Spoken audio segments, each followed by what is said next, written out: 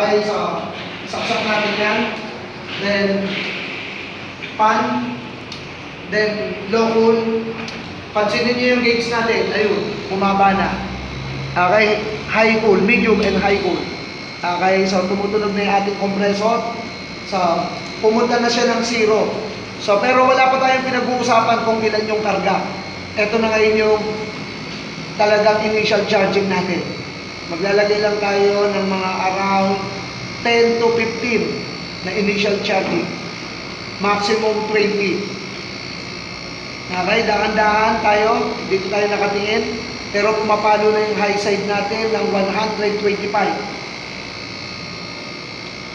Sa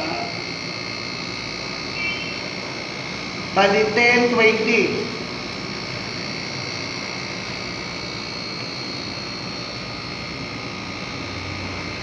Then, sara.